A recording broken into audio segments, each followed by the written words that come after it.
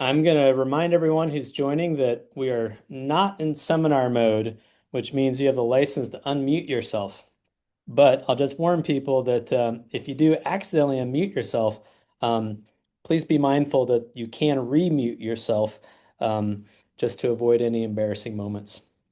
I want to thank everyone for joining at this late hour. The 8 o'clock hour allows people in California to join, and so thank you for doing them this favor.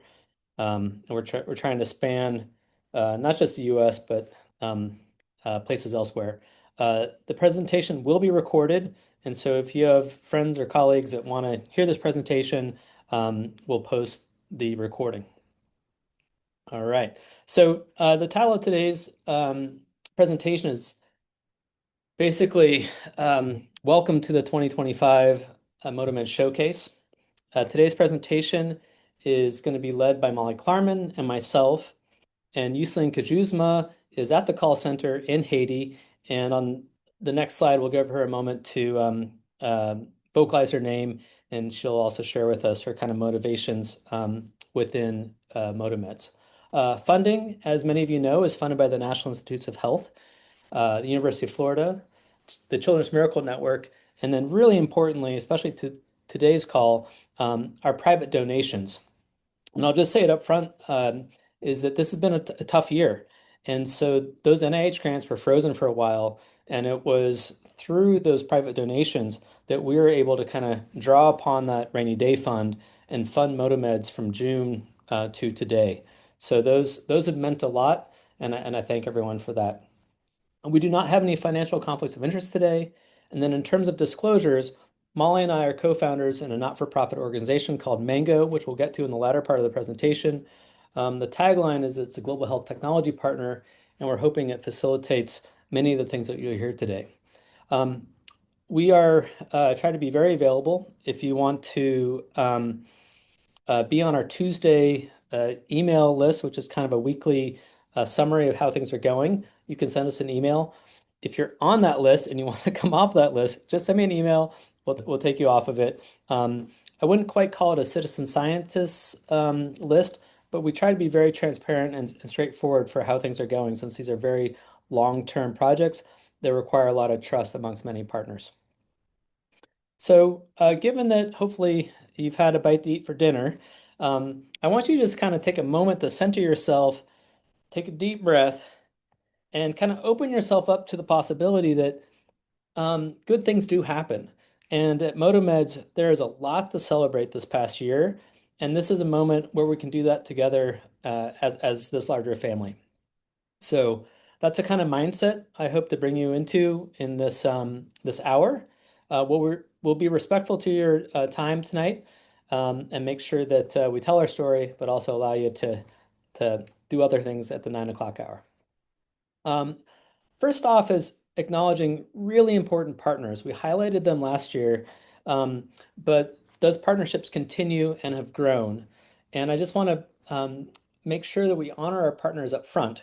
And so we're going to begin with Meg Jean-Louis, who is outstanding partner, becoming a friend, and hopefully one day we'll actually be in the same place at the same time. So I'm just going to have her unmute and then share a little bit about not just her name, but her motivations, the partner with MotoMeds, and also a little bit about what Hope for Haiti is. So Meg, it's yours. Thank you, Eric. Good evening, everyone. My name is Meg Jean-Louis, and I've had the honor of serving as Chief Operating Officer at Hope for Haiti. I've been with the organization a little over 11 years now, and during that time living in Haiti and now living in the US, I've had the privilege of working really closely with our teams and our partner communities throughout the SUD department. A little bit about Hope for Haiti. For the past 36 years, we have been based in the southern part of the country, in the city of Lacaille. Our mission is to improve the lives of the Haitian people, particularly women and children. Our programs are focused on education, healthcare, WASH, economic development, and we really believe that creating a holistic foundation for healthier families and stronger schools can be done by incorporating all of those sectors together. Today, we partner with schools across three departments, supporting students, teachers, and families through community-driven solutions. We also have a primary care clinic in downtown Lakai. Um, and so, you know, as you all know, or might not know, accessing healthcare in Haiti is really challenging. During the day, it's challenging for many parents, especially those who have school-aged children. Families are faced with difficult decisions, whether to miss school, whether to travel long distances for basic care, or whether a symptom can wait till tomorrow. And in the Sioux Department, especially after the earthquake, and now today with the unrest and the social, political, economic situation that is happening in Haiti, all of these challenges have just increased. In addition, many specialists who used to travel to Lakai are no longer there. And so health services remain limited, displacement continues, and even on a good day, it's hard to access care. So, and then when something happens at night, the situation can become even more frightening for a parent. And so, without easy access to public health information, without services like telehealth that we might have here in the US, parents are often left with uncertainty and fear when their children fall ill overnight.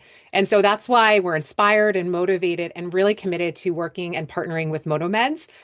We've collaborated with their team, with Eric and Molly, for several years now in various capacities, emergency response, big picture thinking. And we deeply believe in their mission. They're not only preventing illnesses, but they're saving children, they're offering real-time support, and they're helping families make safer decisions that directly affect a child's health, safety, and their ability to stay in school, which is important to us as an education nonprofit. So in the Sioux department, we are, like I mentioned, we have partner schools in and around the city. And those schools fall within the catchment area of MotoMeds of their Lakai call center. So, which makes this partnership even more meaningful for us. So we will be working with community-based health workers who live in the communities that they serve.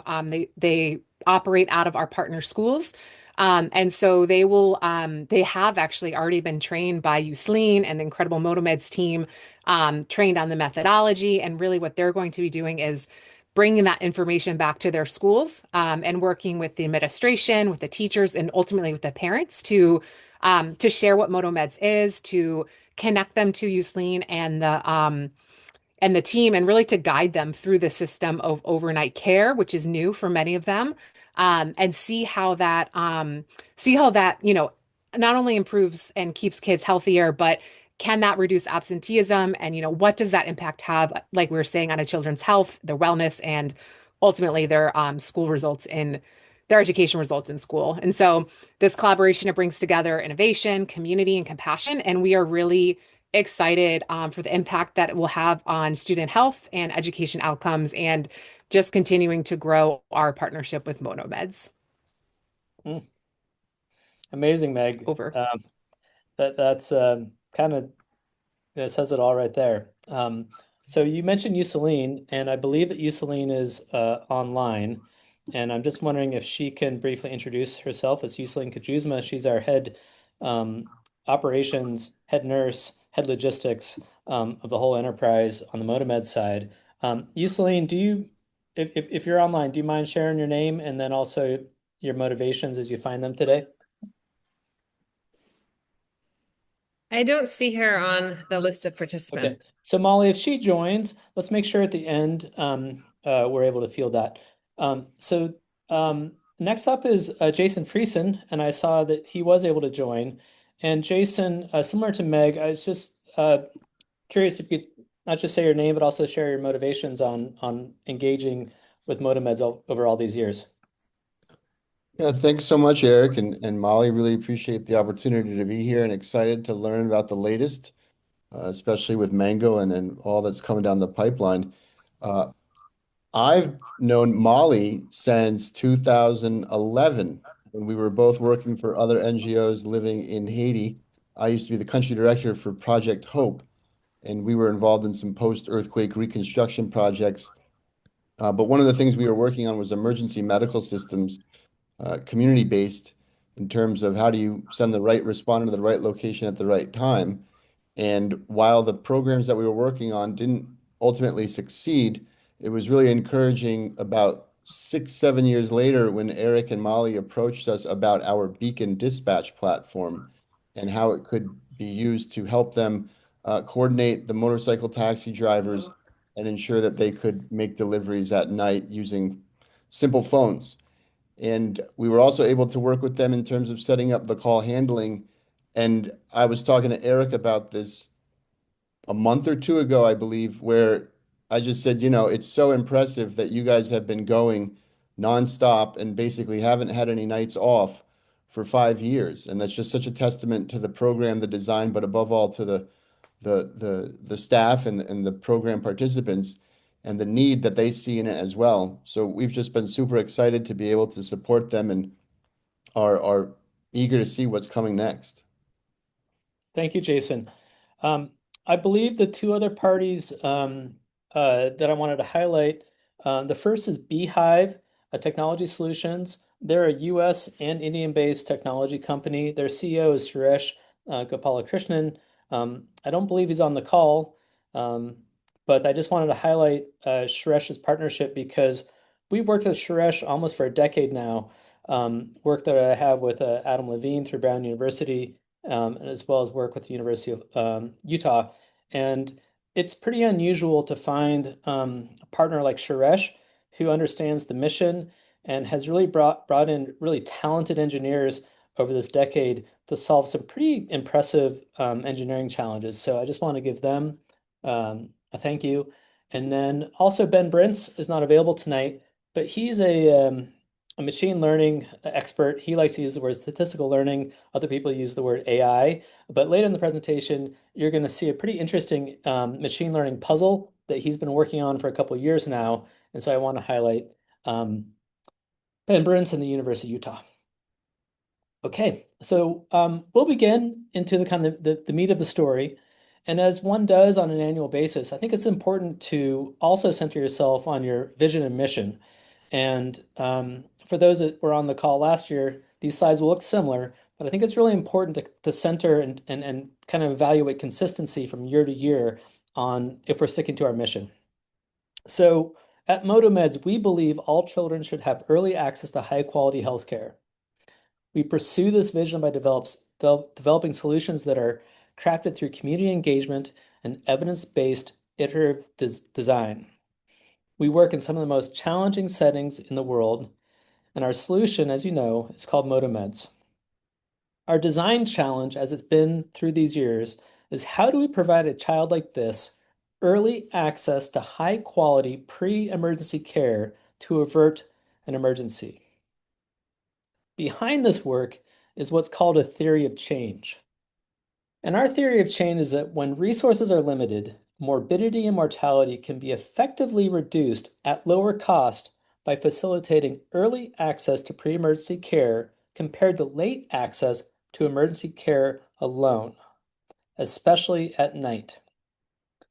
So back in 2022, we began these showcases, and the theme then was leveraging perspective to make possible knowledge in mind and medication in hand, really creating a marriage between wanting guidance and support and also making sure that at the end of that conversation, you have the tools, the medication to actually, put the plan into motion.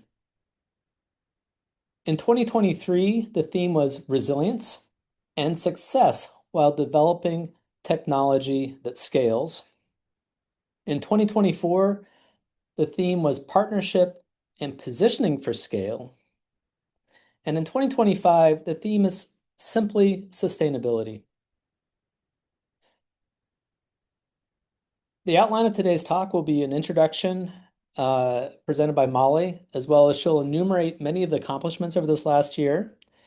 And then Molly will share with us the rationale behind really pursuing school partnerships as it relates to sustainability. And then I'll also talk about some of Ben Brintz's work as it relates to solving some of these challenges on kind of the back end of what we do with the spirit that will enable sustainability.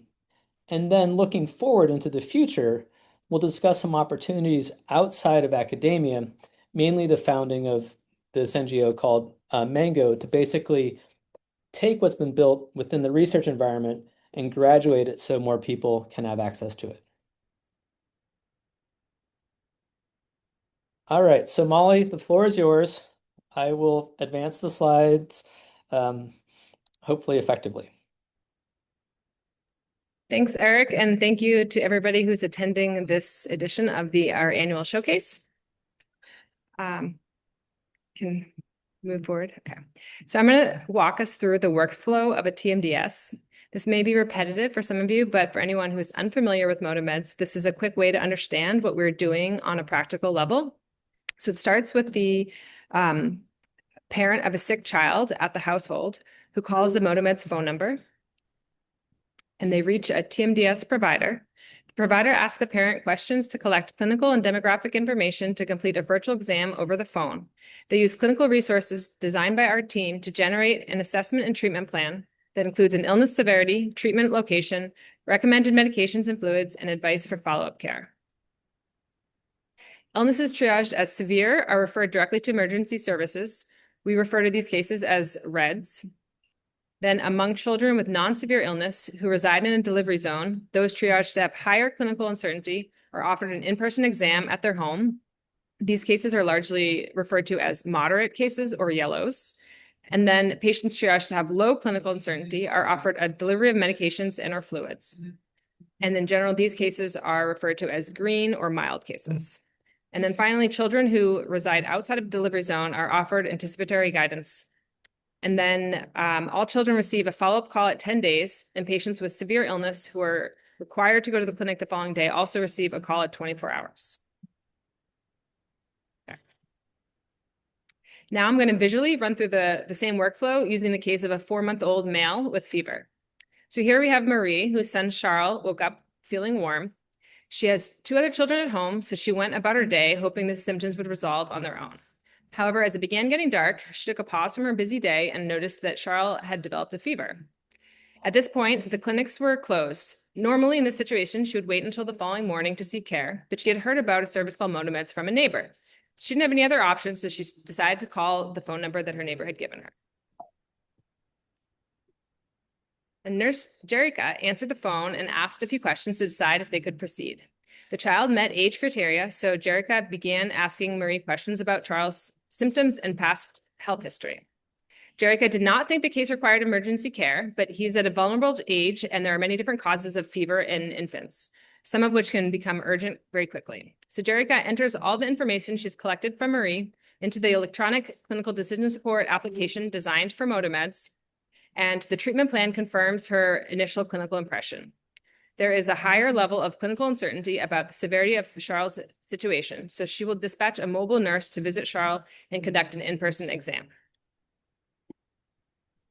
Then Nurse Almita, who's based in the community of Lakai, Haiti, packs up clinical supplies, including a mobile pharmacy, and is picked up by a MotoMeds delivery driver who transports her to Marie's home. Marie was relieved when Almita arrived because she was feeling isolated alone with her kids. After a brief discussion about what to expect, Almita began conducting a routine exam, which includes measuring Charles' vital signs. Almita also entered the exam results into the MotoMeds electronic clinical decision support tool. And Charles did have a measured fever, but he was lively and well hydrated, so she does not recommend that Marie bring him to the hospital that evening, which would have been a major undertaking considering the cost, distance, and access at nighttime. Almita provides Marie with paracetamol to control the fever and gave her some additional advice about hydration and danger signs to watch out for, and instructions on when to seek follow-up care. So this case represents about 15% of cases that we see where the call center nurse has some clinical uncertainty about whether the patient can safely be treated through telemedicine or if escalation of care is necessary. And Eric will talk more about this critical decision-making step later on in the presentation. Okay, so now I will switch gears to share some of our accomplishments over the past year, starting with the research domain. So we've been building and evaluating the MotoMeds TMDS within a series of research studies called ENACT, which stands for Improving Nighttime Access to Care and Treatment. This is a full list of the past and current studies with their principal research questions, and I will share updates on the 4 highlighted studies, which is where our progress over the past year has been focused.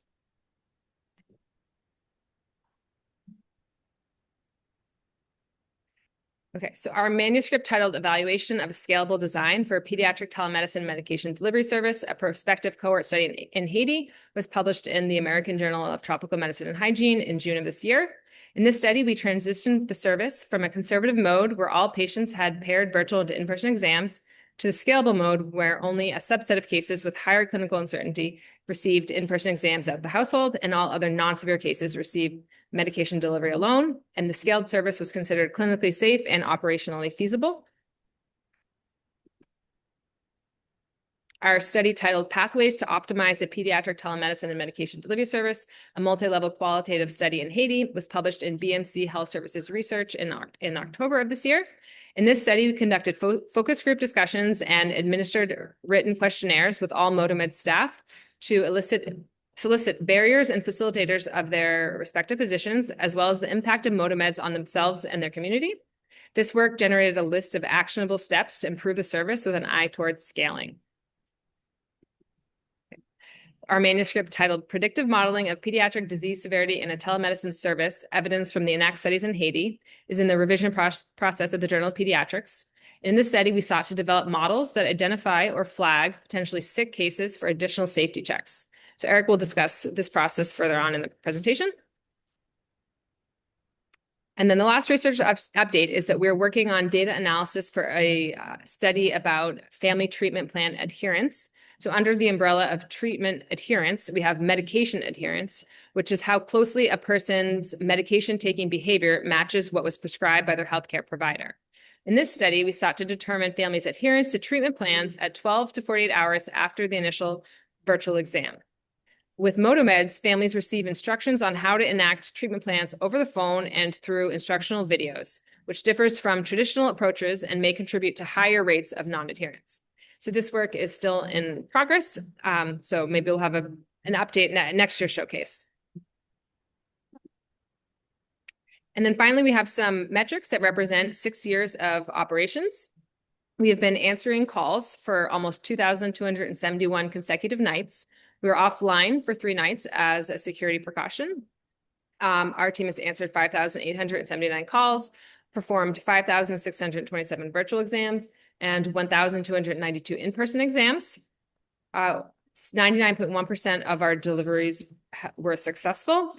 And we've trained 22 providers and 14 delivery drivers and published 6 scientific manuscripts.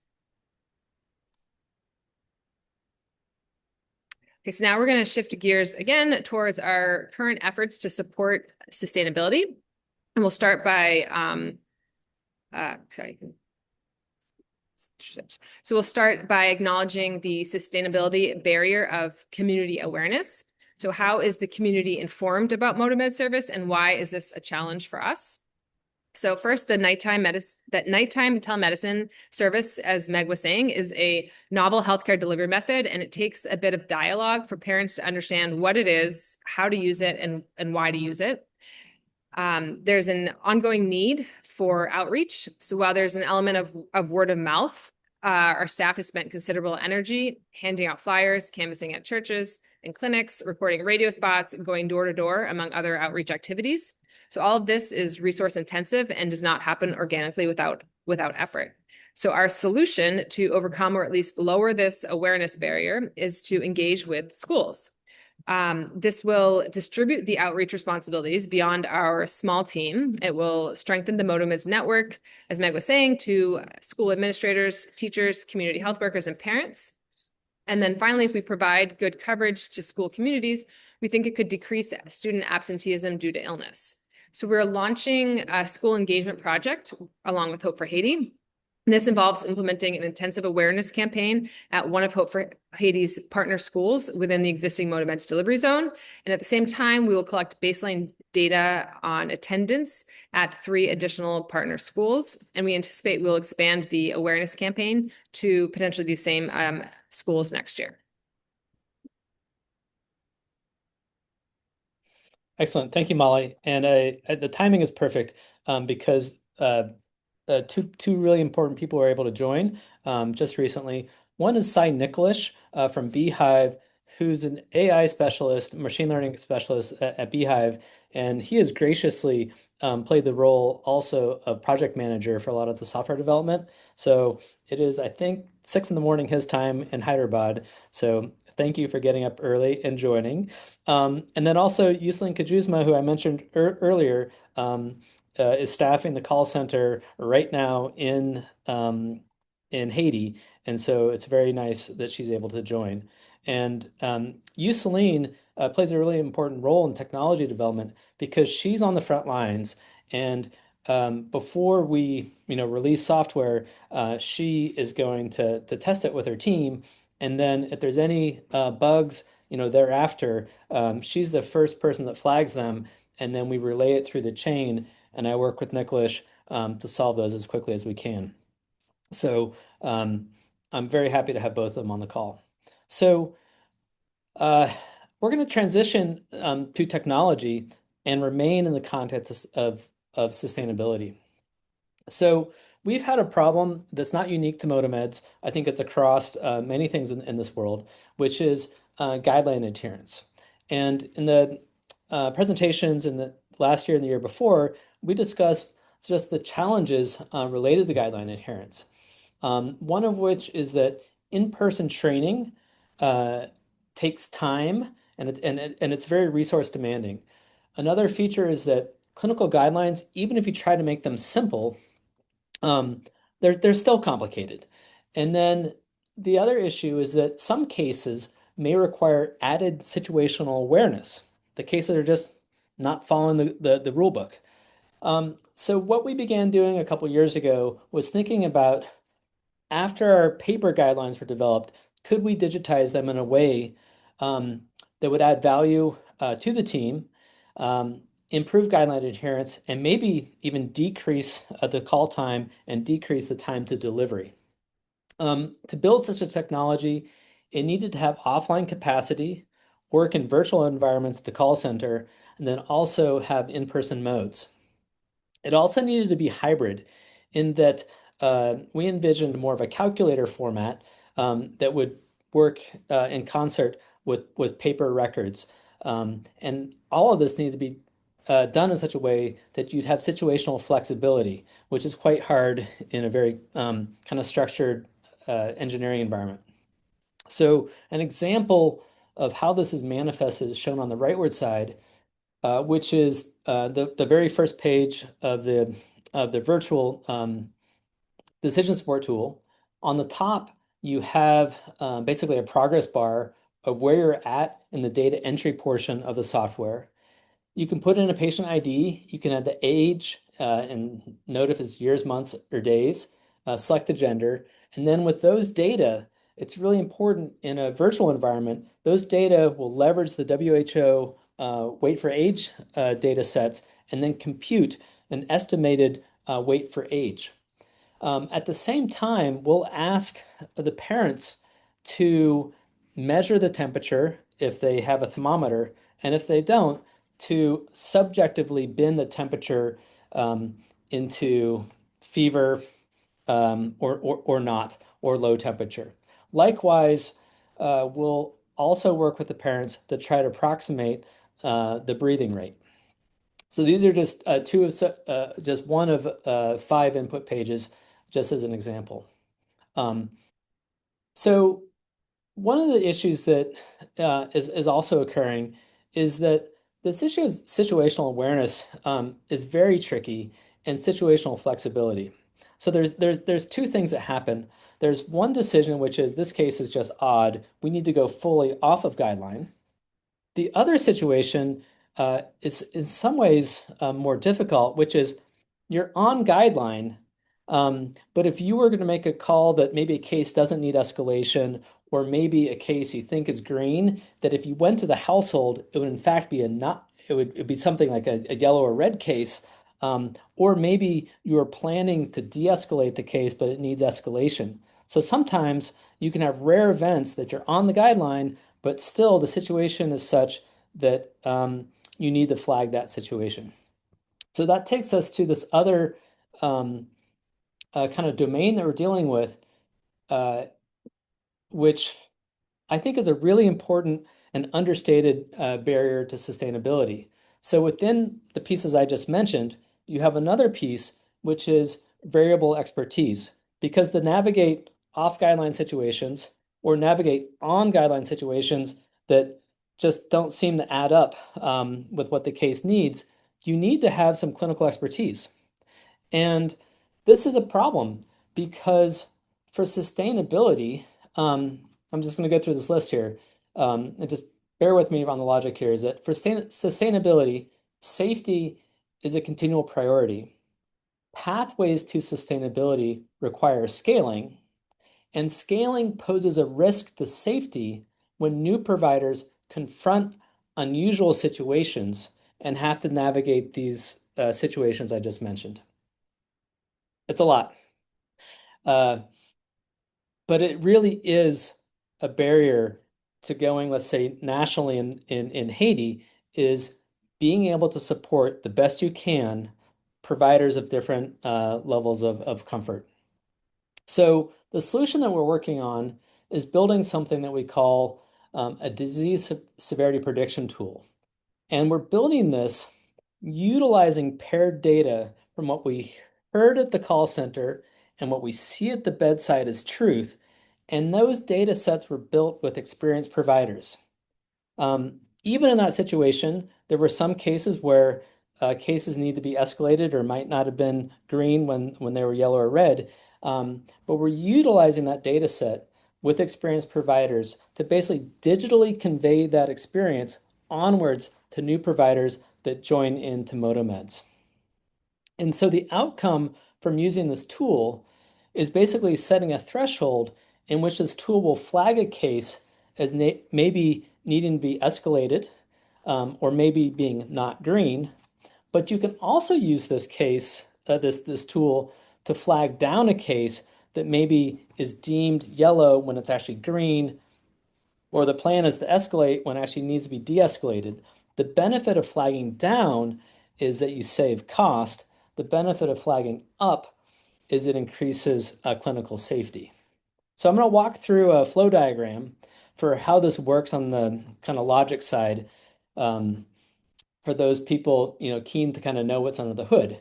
And this is a case that's looking at kind of triage level. Are you green, yellow, or red?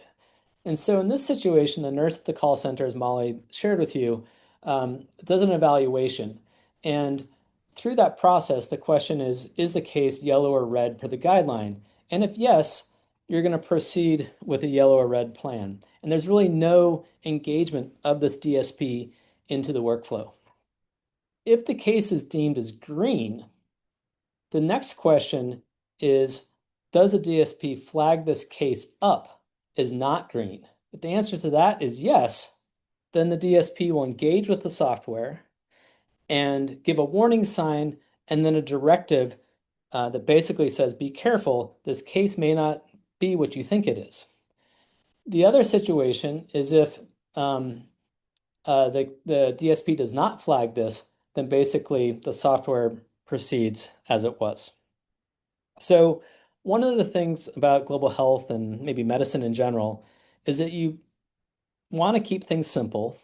And if you're going to add something that adds complexity, you want to make sure it's going to be useful and not actually make problems. So one of the questions that the reviewers on this paper have asked us is, how often do you flag up or down? And of those flags, how many of them are true? And so in this first row, we have flag up situations out of our 683 paired cases. 78 using the DSP would be flagged up, of which is 11% of our total cases. And of those 11%, 38% of those are true flag ups. On the flag down situation, 12% or 85 over 683 would be flag downs. And then of those, 62% would be true. So we just attended a conference up in Toronto it's called the American Society of Tropical Medicine Hygiene. And I went to many different rooms to figure out what other teams are doing this work, moving from taking a probability, the thresholding a decision, and then integrating it with a decision support tool and then testing it. We're actually amongst a small number of teams that are doing this. And so this DSP is not going to be deployed immediately. It goes through what's called an external validation and then a very small piloted deployment with evaluation. And then we can kind of adjust as we go. And so this is something that may, um, you know, see the bedside in a year and a half from now. And then I could see this down the road as being a really critical safety maneuver um, as MotoMeds would scale. And the other thing, which we haven't exhaustively explored, is how it could also add cost savings to avoid unnecessary cost. So that's going to be the most technical part of the presentation. But I just wanted to share with you this kind of, I think, pretty exciting aspect of our research. Okay. So now what we're going to do is we're going to do a pivot to what sustainability might look like in the future. Because over these 6, 7, 8 years of development of MotoMeds, we've had our challenges, but we've also had our successes. And I think at this point, we know that what we built has imperfections. But in the numbers that Molly shared with you, it's really providing a sense of hope and access to care that we hope is high quality for children in a really difficult situation. So our next challenge is how do we solve these couple aspects of sustainability that I mentioned, and then also work towards packaging up MotoMeds and other efforts that we do in a way that the larger community beyond academia could access. So that takes us to what I will call a reveal, which is the founding of this organization called Mango. The tagline, as I mentioned early, is a global health technology partner. I've been asked many times why the word Mango, and there's three explanations. The first is that Mango can be an acronym, um, MotoMeds and Global Health Operations. It is both a fruit, and the fruit comes from a tree. And Molly and I are very committed to the relationship between environmental protection, ecology, and healthcare. And so we try to link what we do to nature in some way. And so we like that link. It also has a very positive kind of emotion that it triggers, because many people enjoy mangoes. They're sweet, they're juicy, and they have kind of a sense of joy with them. And then the third reason is kind of playful, which Molly champions, which is that mango may well be a tropical cousin to apple, which I think is ambitious but fun to say.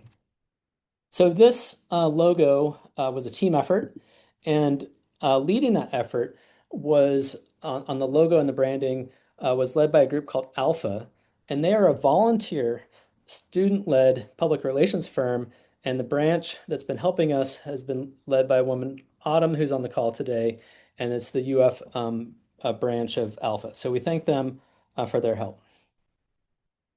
So what is Mango? In terms of mission, the mission is to improve access to high quality healthcare for all people through technology solutions that are evidence-based and developed through community partnership. The vision is all people have access to high quality healthcare, and the values that we're prioritizing are trust, innovation, and excellence. The objectives are to extend early access to high quality healthcare for all children. This is objective number one. And you'll see that it resonates and integrates with many of the other things we've shared in the presentation. In terms of the first step, our goal is to identify healthcare access barriers through partner engagement, develop, package, maintain, and evaluate scalable technology and non-technology solutions to overcome healthcare access barriers. And then three, work with partners to disseminate and implement these solutions for global deployment. So the second objective is equally important, which is to provide an accessible cloud-based forum that hosts high quality global health decision support and operational software. The idea is to create a cloud-based forum for development teams to submit software, internally review software using criteria set to integrity, evidence, and mission standards that we set within Mango. And three, host software for public access with a cost-sharing strategy for sustainability. And this doesn't have to be exclusively software built in academia, but academia is a great use case for amazing ideas that are created often with a lot of grant money. And then after the grant ends, the initiatives just die. And so we want to create a bridge and a mechanism so that great discoveries have life, especially on the technology side, beyond academia. So this is a good transition point because for the first time ever, we have the members of the board for Mango. And I think it's really important to kind of celebrate the board members' willingness to join this team and also hear them vocalize their motivations to join this enterprise. So Bronwyn Harris is a good friend and colleague that dates all the way back from residency. And so I'm just going to have her introduce her name and why she is motivated to join this adventure. Awesome. Thanks, Eric. Yes, Bronwyn Harris. So trained with Eric back pediatric residency at Stanford. I'm a pediatric cardiologist, and then have been in the digital health space for the past decade for my own startup focused on pediatric asthma. That company was acquired at Apple, and then now have been working in lots of different digital health realms. And what Eric just said really resonates with me of the fact that so many of these, and particularly for better, well, I think for worse, but pediatric focused things that grant support then just kind of disappear or, last for a period of time and not long enough. And so, I have followed along and, informally supported in very small ways, but this awesome work. And I love this idea of the main goal, like of how do you make these sort of things sustainable? So yeah, happy to lend my experience and really particularly on the technology side, digital solutions, however I can help. Thank you, Bronwyn. John Engels, you're up next. Thanks, Eric. Yeah, great to be with you. This is so inspiring. So I'm an entrepreneur. I'm the founder of a company that does traumatic nerve injury repair. And one of the best experiences I had with that company was getting out, right, and doing the medical mission trips. And so this work really resonates with me. As an entrepreneur, you always ask the question, how do we change the world? How do we make it a better place? And this team, I mean, I just did some numbers on what you guys said, right? 99.9% uptime. So you're helping many people, you're helping the most vulnerable people, and you're helping them at a time where they need it the most. And that is a call to action, right? That is motivating. That is what, as an entrepreneur, I look for. So I'm really, really happy to be here. And thank you for the chance to have some small impact on this. Thank you, John. And speaking of inspiration, it's a great pleasure to have Rudy Rocourt on the team. I'll let you go next, Rudy. Good evening, everyone. My name is Rudy Rocourt. I met Eric and Molly through a connection through USAID. We were both selected with USA Div grant. While Molly and Eric were working on providing healthcare technology, I was providing food security through an e-commerce platform that I've actually founded, connecting the Haitian diasporas to their families back home. So they would shop online and we deliver to the families within 48 hours. Our synergies was related more into the logistics side, how we were solving these challenges across the country. Early on, where it was working, but the challenges with the country situation had made it the logistics side pretty challenging for us. I've always been passionate about the mission that Eric and Molly were on, providing healthcare access to Haitians, specifically in Haiti. And I always felt like if there's a way I can help this organization, I'll be more happy to, roll up my sleeves and see if I can help you guys, reach thousands of Haitian young kids who need that type of high technology healthcare. So again, I'm happy to be part of this and be with this group of people actually tonight. Thank you. Thank you, Rudy. Adam Levine is up next. He's a longtime academic colleague, and the floor is yours, Adam. Thank you, Eric. Adam Levine, I am a professor of emergency medicine and international and public affairs at Brown University, and more recently, the associate dean for global health equity at Brown University. And I've been working with Eric for over a decade. We met originally in Dhaka, Bangladesh, working on some research there. And he's become a partner of mine on a lot of my current projects, developing new mobile tools for assessing dehydration in patients with acute diarrhea. And, I do have to say that when I began my career, I did not, think much of the idea that an app could save the world because there were so many people who were, coming forward with these different ideas. And for me, the only thing that's ever saved a patient is a trained healthcare worker with the right resources. And I spent a lot of my early career working to develop the first emergency medicine training programs in Rwanda and realized, that training people takes a lot of time and it's going to be decades to bring sufficient staffing across the world of well-trained clinicians. And in the meantime, technology and especially mobile apps, I think, have a role as a tool to help augment the skills of community health workers, nurses, frontline general physicians, so that they can provide better and higher quality care for patients and save lives while we get to that day when we'll have a fully trained workforce all over the world. And so Eric has shared a lot of those ideas with me, and it's been inspirational to work with him and see the impact that that is having in Haiti through MotoMeds. Thank you, Adam. It's very inspiring to have the board speak. The remaining two members are Molly and myself, so if it's okay with you, Molly, I'm going to move forward. But I do want to honor there are a couple students from my group on this call, and one of the things is that I think students look to their principal investigator, their boss, as having complete understanding and reaching a plateau in their knowledge.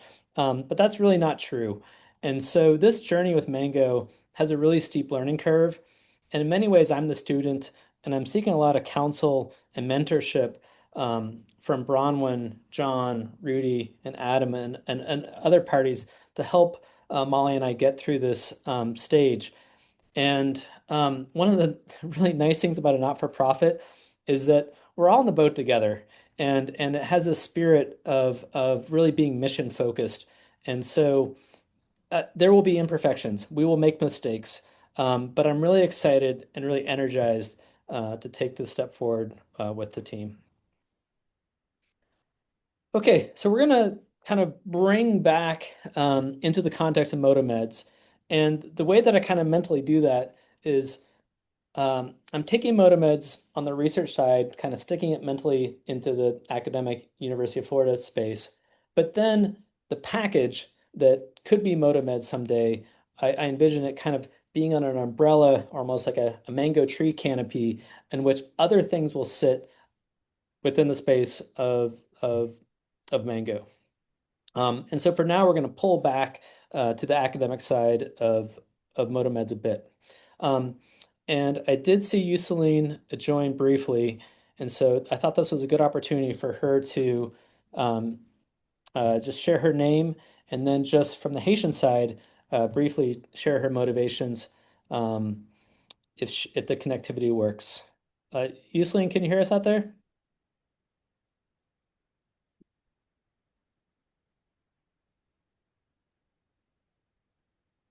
I think we lost her.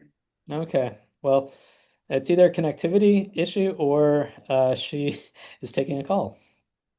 Um, that's how live we are. Okay. So to summarize kind of where we've been in these last 50 minutes, Molly's provided an introduction and kind of a recap of how MotoMeds works, both from the flow diagram perspective, but also from the patient story perspective. She's enumerated some pretty amazing accomplishments in the past year, as well as over the 6 years of the formal clinical studies that actually came after the needs assessment work that we did. We went through two uh, challenges around sustainability that we're trying to wrangle with. One is exploring how school partnerships would benefit not only the health, but also the education of children. And then a really complex technology challenge around flagging cases based on patterns of data that maybe the provider would miss. There are many other challenges and barriers to sustainability. Those are just the two that we highlighted tonight. And then we talked about opportunities outside of academia, specifically the founding of Mango to be a conduit to carry forward the mission that is, often found in academia. So, in terms of next steps, uh, in past years, we've revisited the why, the how, and what of MotoMeds. And I want to do that again, which is that we believe all children should have early access to high quality healthcare. We develop solutions that are crafted through community engagement and evidence-based iterative design. And this is really manifested in what you saw tonight as it relates to Haiti and MotoMeds in the partnership with Hope for Haiti. I want to honor my colleague Torben Becker and Katie Flaherty, who have done a test of portability of MotoMeds to Ghana, and that work is ongoing and is exciting.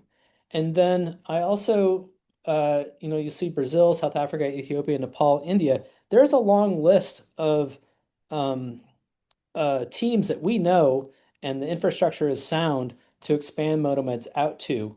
And this is kind of where, we kind of hit a threshold for what we can do within the university environment. The thought process is that we'll maintain for sure what we're currently doing within MotoMeds in this kind of research, innovation, really close observational, domain, but then kind of package things up, hand it over to Mango to think about how do we engage with other partners. And I think a lot of what we're learning is actually a test case with Hope for Haiti because we seek feedback from Hope for Haiti all the time to know what we're doing right, what we're not doing right, and those lessons improve the care for kids in Okai, but I also can see that improving the partnerships that we have down the road. So Rudy had mentioned USAID. One of the phrases that they're very keen on is this idea of theory of change. And what I just want to put into your heads kind of as a kind of final message is this evolving theory of a change for sustainability as it relates to MotoMeds. Um, and this is kind of where I've been most excited this past year, which is engaging with school might increase pathways to sustainability. You could say, and or while providing broad health, educational, and economic benefits, especially reducing school absenteeism. So this theory of change is very grand. I don't even know if it's truly testable, but it's something that I'm excited about because as you look around the world in areas of conflict and unrest and extreme poverty, one of the things that seems very durable are schools. And there's all different mechanisms that keep schools up and running when everything else is falling apart. And so if we can engage with schools and have health and educational benefits, I think that is an amazing opportunity that we want to pursue. So the next slide is from my mother, because she asked me a really important question, which is, Eric, I want to donate money. Where am I going to donate money now? And it was a very clear answer because the 501c3 registration with Mango is filed probably into a giant stack in Washington, D.C., and it hasn't been signed off. That means that there's no bank account for Mango, and so there's no place to donate money to. The other thing is that I don't think we're quite ready because there's a lot of research going on, and donations continue to be very well received at the University of Florida Foundation side. So if you've donated, thank you. If you want to donate, you can Google UF Pediatric Research in Haiti. And then just so you know, I don't have any control over spam. And so I apologize in advance if you get spammed after donating to the UF Foundation. I have no control. But anyways, that answers my mother's question. There's also another acknowledgement I want to make, which are these beautiful pictures that Hope for Haiti's photographer or photographic team created in partnership with the MotoMeds staff. And all the patient pictures are staged. They're not, patients, but I just feel like it really brings forward the look and feel and tells an emotional story that's hard to do in words or in publication. So I thank the photographers and the staff who helped create the images for tonight. I've mentioned Hope for Haiti, Trek Medics, and Beehive. I've mentioned Ben Brent's. I also want to mention the on-call doctors who receive the cases that are off guideline, that are those kind of not sure what to do cases. That's Lurby Xanthus, Chantal Baril, and Dr. Boger.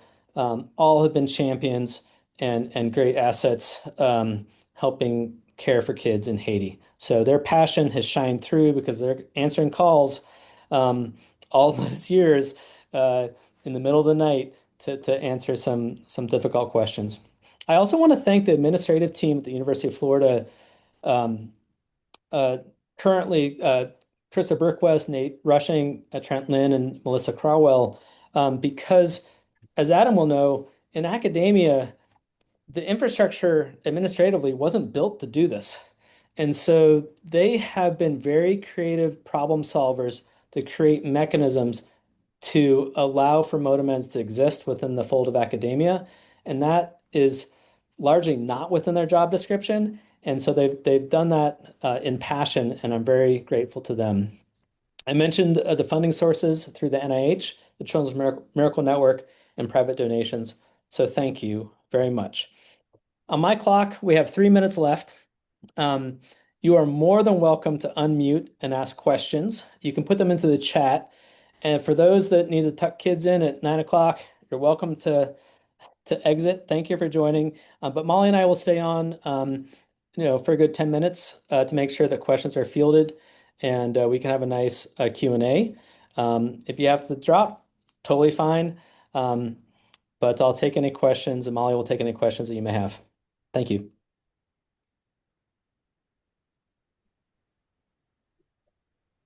Eric, sorry. Go for it, Christine.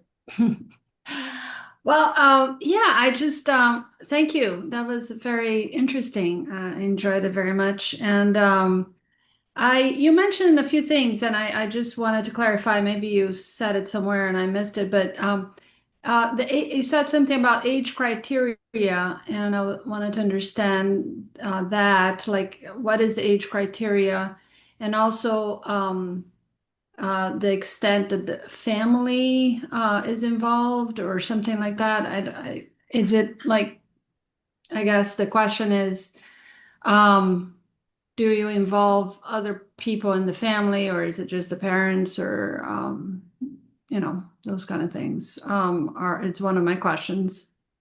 Maybe Molly, do you want to field those two questions? Sure. So our clinical guidelines are developed for children 0 to 10 years. And as Eric says, that they tend to have simpler health problems that can kind of be managed by telemedicine. They have cost-effective, effective low-cost treatments. Once you start getting older, it gets a little bit more complicated. We've had suggestions and recommendations to expand to older children and adults. So someday we may get there, but right now we're keeping it simple with the pediatrics.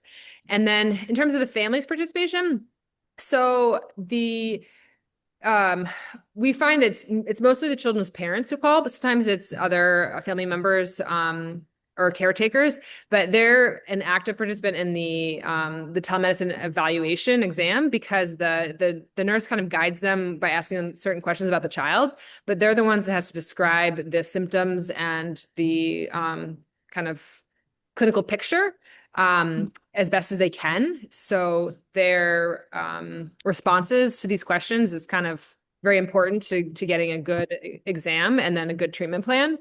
And then also there's that whole treatment plan adherence piece. So even if we do correctly kind of assess the child and create a the accurate treatment plan for them using telemedicine, if they don't administer the treatment plan correctly, then it's kind of like, I don't want to say all for nothing, but it could not be as effective as it should be. So the parents' like ability to understand the treatment plan and then, like I said, administer it correctly is also like, they're playing an active role in the whole process. Okay. Yeah, and on that again, so the wait, sorry, I had another question. Oh, about because it's telemedicine, so and I'm sure the parents might be worried and this and that, and there's a lot going on in their environment. Do you guys provide a way of or instructions of like written instructions, or how does that? For the treatment plans, the nurse will kind of relay that to them over the phone, explain like what the plan entails. So if it's like an oral antibiotic or a ORS or a rehydration solution or like a topical cream, they'll explain it over the phone. And then the delivery driver has a tablet with some instructional videos. And depending on what treatment plan is recommended for that family, they'll show the parent the videos. So there's a video of, how to prepare ORS. You pour like, one packet in with 2 water bottles into a clean pitcher. You wash your hands and you mix it all up. So that's how we're intending to educate the families. And then this adherence study will actually hopefully kind of paint the picture of like how well these parents are getting it right. Yeah. Okay. Great. Thank you. And just one last question. Only at night? Is it, or am I misunderstanding that? Or yeah. Go for it, Molly. Yeah. So our original motivation for having the nighttime service, we had a couple of motivations. One was we didn't want to kind of disrupt the daytime healthcare system. So in the area where we started the service, there was a number of private practice nurses and doctors and clinics that was, their business. That's how they made it income. And we didn't want to kind of like jump in with our service that it's not free. We asked for a contribution, which mostly covers the cost of medication, not quite the delivery cost. When we first started, about 50% of families paid either the total amount we asked or some, but we do offer the service on a sliding scale down to free. And so now we're actually, the percentage of people who are paying is quite low now. But we didn't want people to not go to their local provider and instead get free service from MotoMeds. And the other reason is there is daytime care. It's not necessarily high quality all the time, and sometimes you have to wait. Sometimes you show up at the clinic at 8 a.m. and you're not seen till 2 p.m. and you sit there. It's not the appointment system that we have here in the U.S. So at nighttime, though, the only care really is emergency care. So if you don't have an emergency, you just kind of wait until the morning. And with the young children, a non-emergency could become an emergency over the nighttime hours. Right. Okay, great. Thank you. And less traffic, right? Yeah, and Christine, one of the things along this journey is that when the gang activity was kind of at its peak, when we were working in closer to the city of Port-au-Prince, there were armed roadblocks during the day, and then the people with guns would go home to their families, presumably at night, and so actually, strangely, enabled us to provide pediatric care when the daytime services were closed down in that strange situation. The other thing around physiology is that children have this amazing ability to kind of sustain their blood pressure in the younger ages. And then there's a tipping point where they decompensate. And so that it means a lot of vulnerability in the young children. And so older patients might be able to sustain longer and maybe tough it out to the morning, but young children often can't. So that's one reason why we prioritize young kids. The other thing is simply a bias. I'm a pediatrician and I prefer to work with kids under 10, and so that bias is there. I acknowledge it, and I probably could be encouraged to expand to older ages. Um, those are just a couple little things. I'm curious if there's other questions on the call.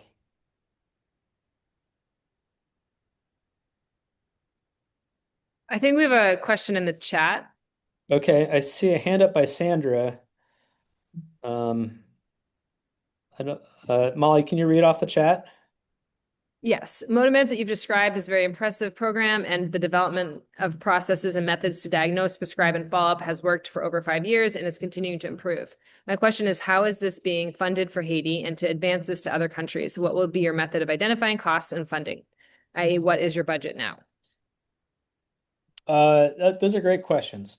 Um, there's different ways to slice our budget. Um, uh, right now, well, the initial catalyst funding came from the National Institutes of Health. As grants were frozen, we definitely drew heavily upon donor funding. And then, as Molly mentioned, for primarily ethical reasons, we do charge on a sliding scale from 500 good or $5 down to zero. So that's the cost model right now. If you cost out the cost per delivery, it depends on many factors, but I kind of wishfully think it's between 22 and $25 dollars per delivery. Now, uh, the calls that we get are not fake calls. Most of our calls are true cases in need, and so those $25, in my mind, are well spent. In terms of the coverage that we currently have in the Okai catchment area, Meg will know better than I do on the population coverage. It's hard to really know because there's been a lot of migration into the community, but we could approximate it. Um, let's say 240,000, I think could be a rough estimate. Meg, in the city of Okai?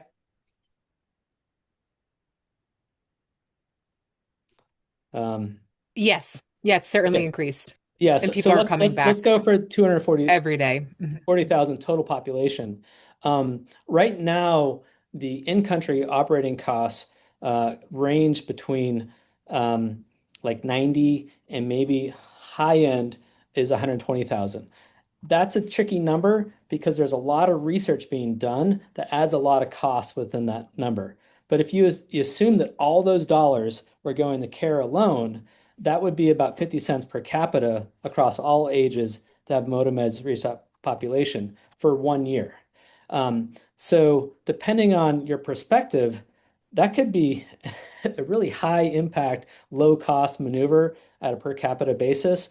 And it's those sorts of numbers um, that we're very keen on looking at, we're transparent with.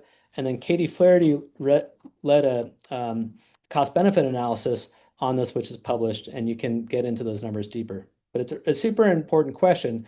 And then the next question is around sustainability is it is, even if it per capita is relatively low cost, it's still a lot of money. And so how do you generate that year in and year out? Um, uh, it is a really big conundrum. There are a bunch of different ways in which you could cover those costs or do so in a cost sharing. I would love if the government of Haiti would help, but that's not going to happen anytime soon. The other thing is if it's shown that there are benefits, not just on the healthcare side, but the educational side, and maybe even enabling parents to work the next day, there's reasons in which partners, maybe even school systems, would want to help cost share some of the expenditures of MotoMeds to their students. So those are future endeavors, but always on our mind. Okay.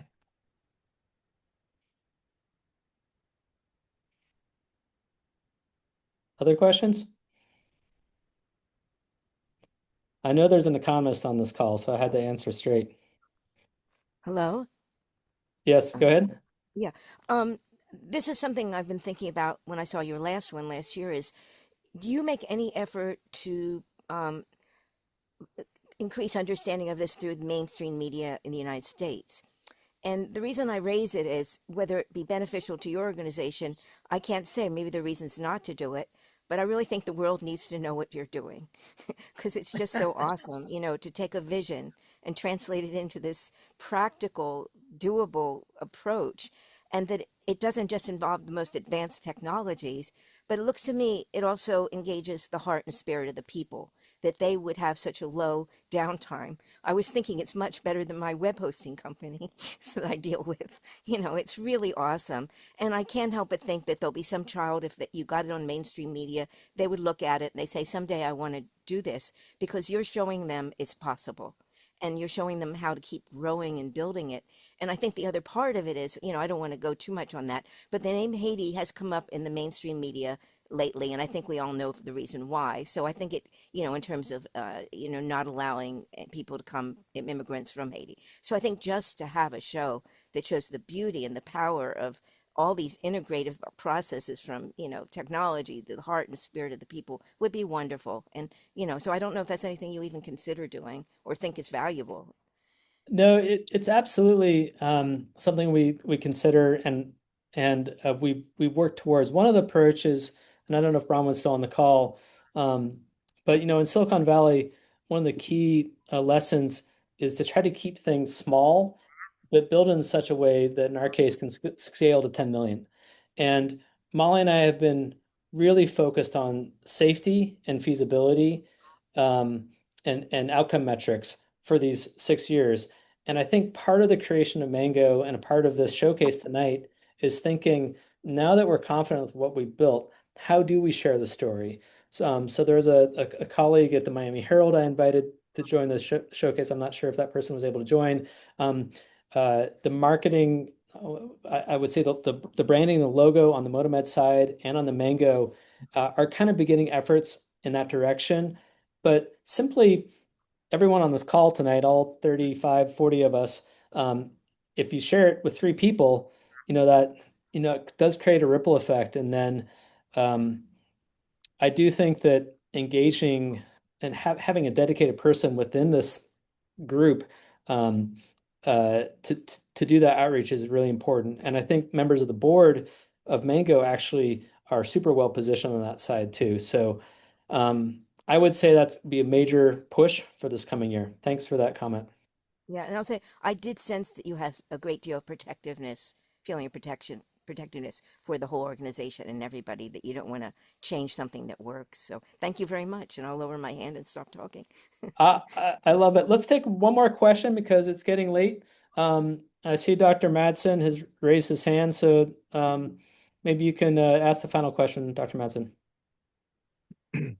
And thank you, Eric, and thank you very much. I just want to express on behalf of Haitian, in general, and for what Mother Mohamed has made, and for the Haitian children, and you, Mali, and Kajisma, and all the team of MotoMed. And I would like to express that from the bottom of my heart, and I appreciate that, and I I hope the government one day can see the benefit of that and propose and to accompany you and to in that.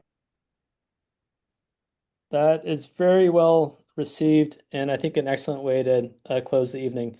Thank you so much. Please share our story, and we look forward to seeing you in 2026. Have a good night.